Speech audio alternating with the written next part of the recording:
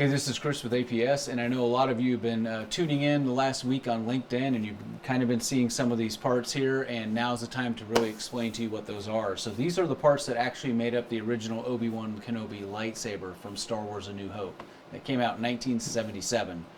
Now, the reason that we have some gun parts here mixed with some other stuff is because, if you didn't know this, but a lot of the original Star Wars movies was shot in England and various other places, but produced there, well, maybe not produced there, but was shot there.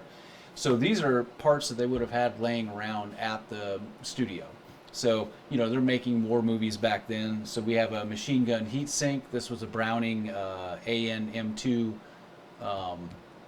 what was this? A machine gun booster, otherwise known as a, well, I'm calling it a heat sink, but it was for an aircraft mounted machine gun. This was a rifle mounted grenade. This was a British number 3 MK1 rifle mounted grenade. So this whole assembly here was part of that.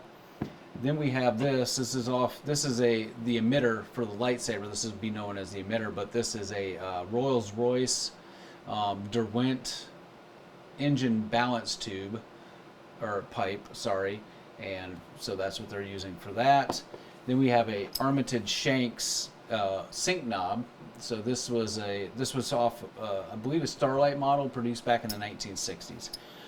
So if you want, I'll go ahead and put the lightsaber together for you right now so you can kind of see what this looks like.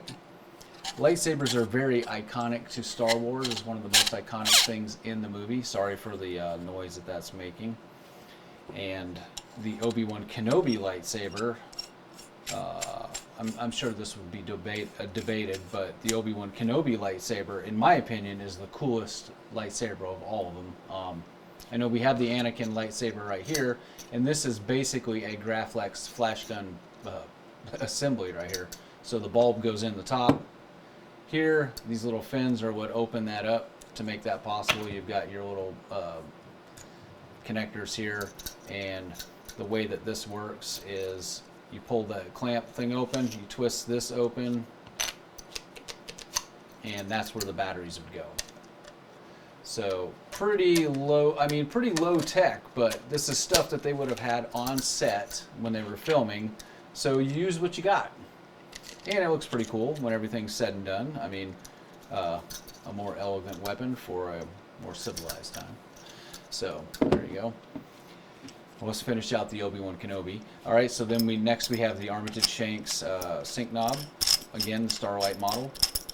So that goes on the bottom. Now this would be known as the Pommel, and I think in canon, if I'm not mistaken, you guys might correct me, maybe you know more than I do here, is this was used to kind of control the length of the blade.